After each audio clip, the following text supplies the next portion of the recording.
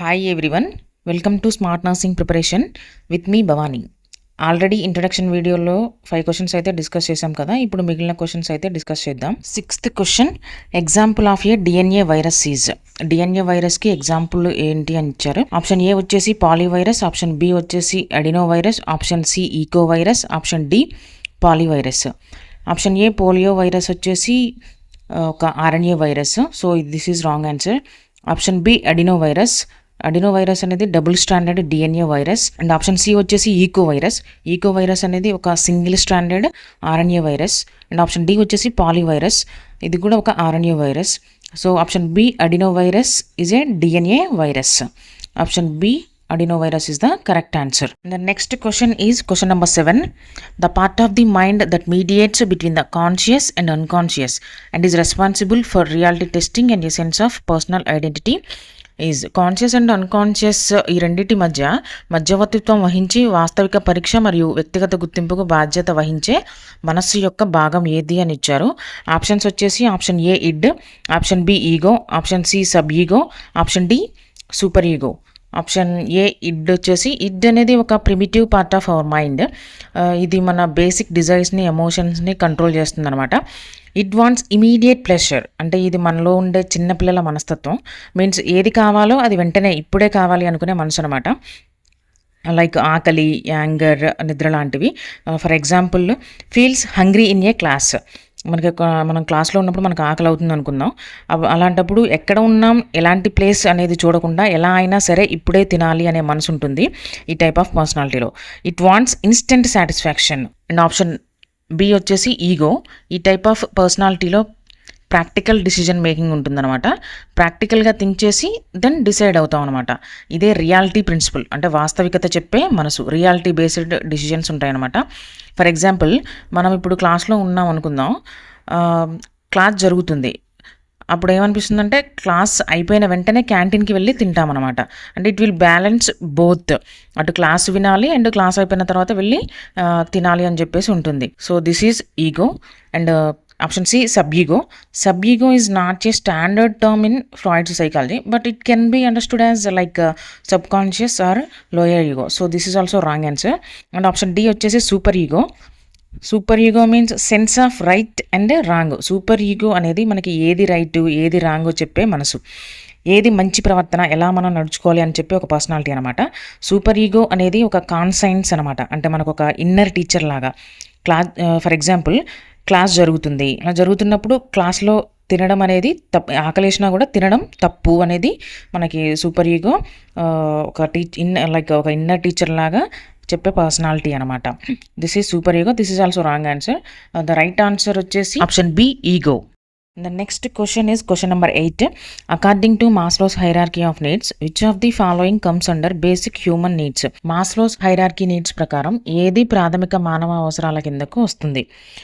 Options వచ్చేసి option A physiological needs, option B safety and security, option C love and belonging, and option D self esteem.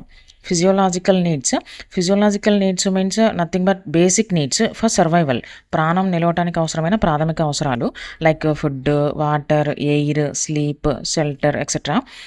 This is physiological needs. Option B safety and security. Safety and security means రక్షణ మరియు భద్రతా అవసరాలు అనమాట. Humans basic నీడ్స్తో satisfy అయిన తర్వాత కావాల్సినవి safety and security needs. These are nothing but a safe home, అంటే ఒక మంచి ఇల్లు, మంచి job, health security and next financial security అనమాట. So this is wrong answer. And next option వచ్చేసి option C love and belonging.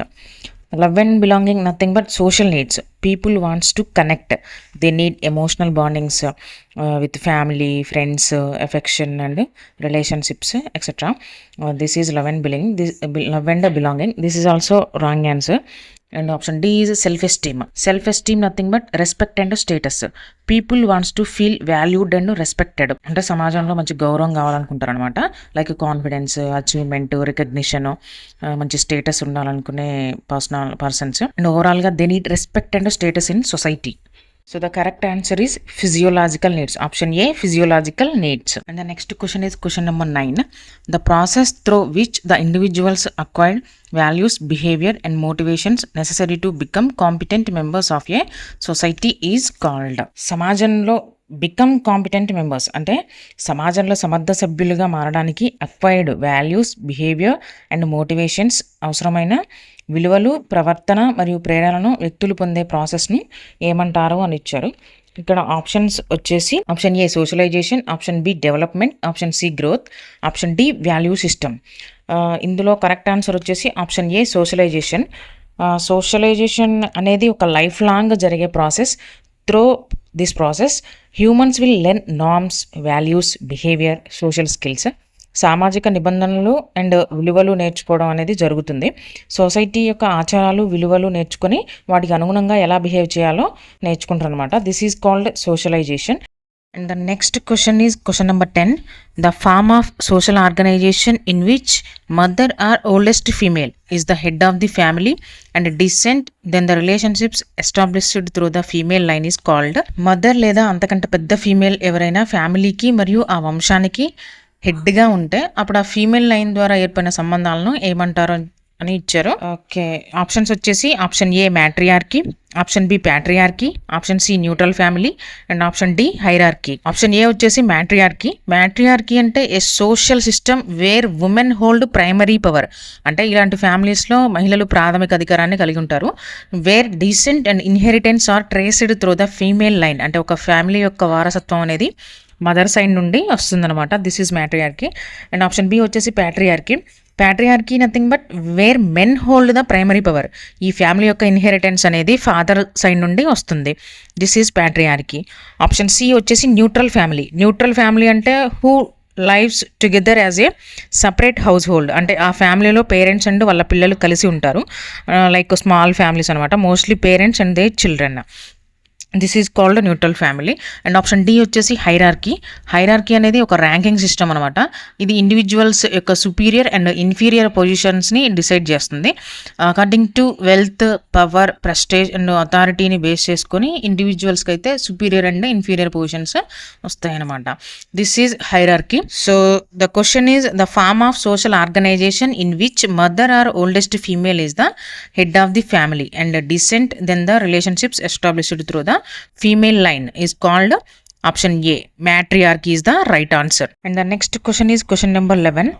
What is the appropriate term used for principles of autonomy, beneficence, justice and non maleficence? క్రింది వాటిలో ఏది principles of autonomy, beneficence, justice and non maleficence అనే పదాలకు సరైన option? Options వచ్చేసి option A nursing practice, option B nursing ethics, option C nursing discipline, option D nursing leadership. Option A nursing practice. Nursing practice nothing but the application of specialised knowledge and skills by licensed nurses to provide care. ఒక licence పొందిన nurses వాళ్ళ నాలెడ్జ్ని, స్కిల్స్ని ఉపయోగించి individuals, ఫ్యామిలీకి, ఈ సొసైటీకి care provide చేయడం, హెల్త్ని ఇంప్రూవ్ చేయడం అండ్ ఇల్నెస్ని ప్రివెంట్ చేయడం. This is called nursing practice. And next option వచ్చేసి option B nursing ethics. Nursing ethics nothing but the set of moral principles and values. It provides a framework for how nurses should act in the face of difficult situations. Nursing ethics అనేవి difficult సిచ్యువేషన్స్ని nurses ఎలా face చేయాలి అనేది మార్గనిర్దేశం చేస్తాయి అన్నమాట.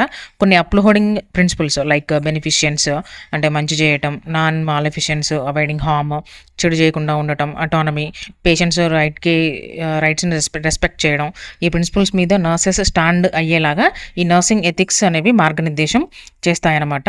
This is nursing ethics. And option C వచ్చేసి nursing discipline. Nursing discipline nothing but the structured and self regulated professional field of nursing which includes its body of scientific knowledge, theories, ethical practices and educational programmes. Nursing discipline అనేది ఒక structured means rules and రెగ్యులేషన్స్తో కూడిన ఒక self regulated professional field. దీనిలో scientific knowledge, theories, ethical practices and educational programmes include అయి ఉంటాయన్నమాట. This is called nursing discipline. And nursing leadership. Nursing leadership అంటే patient కేర్ని ఇంప్రూవ్ చేయడానికి అండ్ ఆర్గనైజేషనల్ గోల్స్ని సాధించడానికి హెల్త్ కేర్ టీమ్స్ని ఎంకరేజ్ చేసి, ఇన్ఫ్లుయెన్స్ చేసి, ఇన్స్పైర్ చేసి అనుకున్న గోల్స్ని అచీవ్ చేసే క్యాపబిలిటీని కలిగి ఉండటం అనమాట. This is nursing leadership and the answer is nursing ethics. Option B nursing ethics. And the next question is question number 12. The first technique used in examining the abdomen of a client is. Client యొక్క abdomen ని examine చేయడానికి use చేసే ప్రాథమిక technique ఏంటి? Options వచ్చేసి option A palpation, option B auscultation, option C percussion and option D inspection. Option A palpation.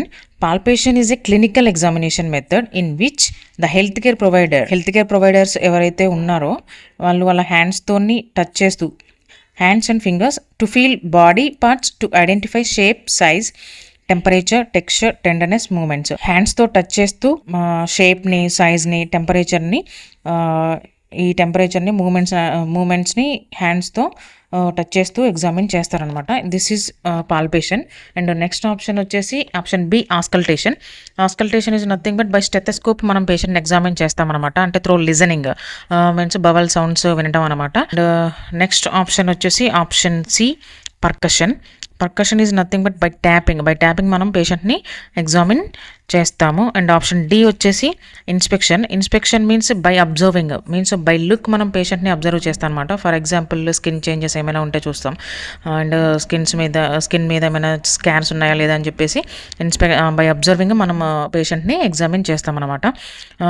ఈ palpation and percussion అనేవి bowel సౌండ్స్ని చేంజ్ చేస్తాయి. అందుకే మనం పాల్పేషన్ అండ్ పర్కస్ని ఇన్స్పెక్షన్ అండ్ ఆస్కల్టేషన్ అయిన తర్వాత పాల్పేషన్ అండ్ పర్కస్ని యూస్ చేస్తాము. So the correct answer is option D inspection. And the next question is question number 13.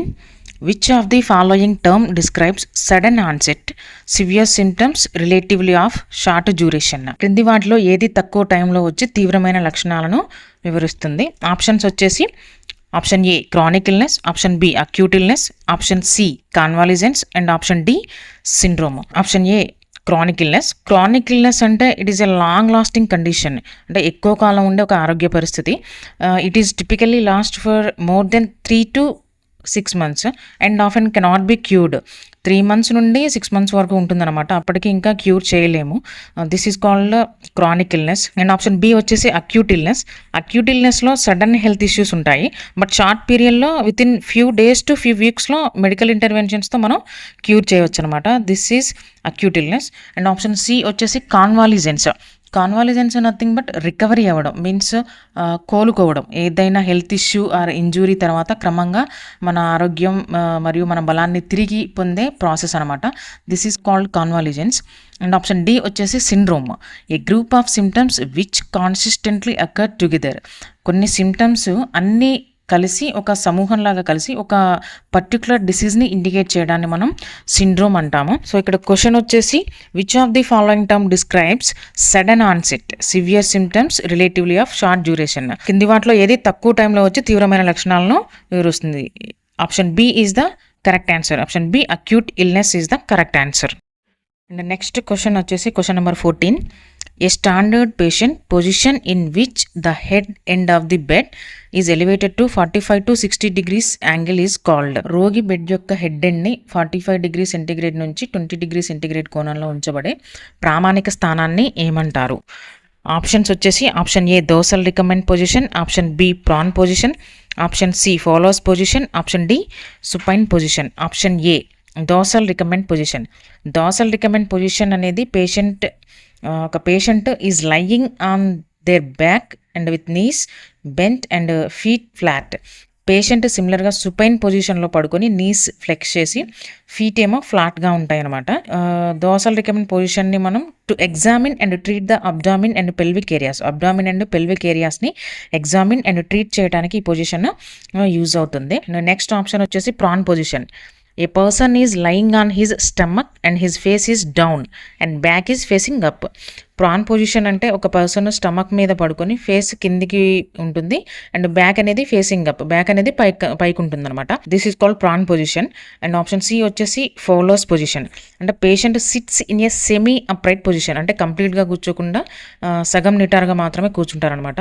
With the head of the bed elevated to varying degrees. అంటే head of the bed అనేది వివిధ కోణాలలో మనం elevate చేసుకోవచ్చు. Depends on patient condition. Different డిగ్రీస్లో మనం చేయొచ్చు అనమాట. 35 degrees to 45 degreesలో ఉంటే సెమీ ఫాలోవర్స్ అంటాం, 45 to 60 degreesలో ఉంటే ఫాలోవర్స్ పొజిషన్ అంటాం, 60 to 90 degreesలో ఉంటే high Fowler's position, and 15 to 30 degreesలో ఉంటే లో ఫాలోవర్స్ పొజిషన్ అనమాట. So this is Fowler's position. And option D వచ్చేసి supine position, lying flat on our back and with our face. This is exactly opposite to prone position. This is called supine position. Correct answer వచ్చేసి Fowler's position, option C Fowler's position. And the next question is question number 15. Convert to 45 degree centigrade into Fahrenheit. Option A వచ్చేసి 111 degree Fahrenheit. Option B వచ్చేసి 119 degree Fahrenheit. Option C 113 degree Fahrenheit. Option D 121 degree Fahrenheit. ఫారెన్హీట్స్ని 45 degree సెంటిగ్రేడ్స్ని ఫారెన్హీట్స్లోకి change చేయడానికి అయితే ఒక formula ఉంది. F = C × 9/5 + 32. ఈ ఫార్ములా యూజ్ చేసి మనమైతే ఇది క్యాలిక్యులేట్ చేయొచ్చు. ఇక్కడైతే first option C is correct answer. Option C 113 degree Fahrenheit correct answer. The next question is question number 16.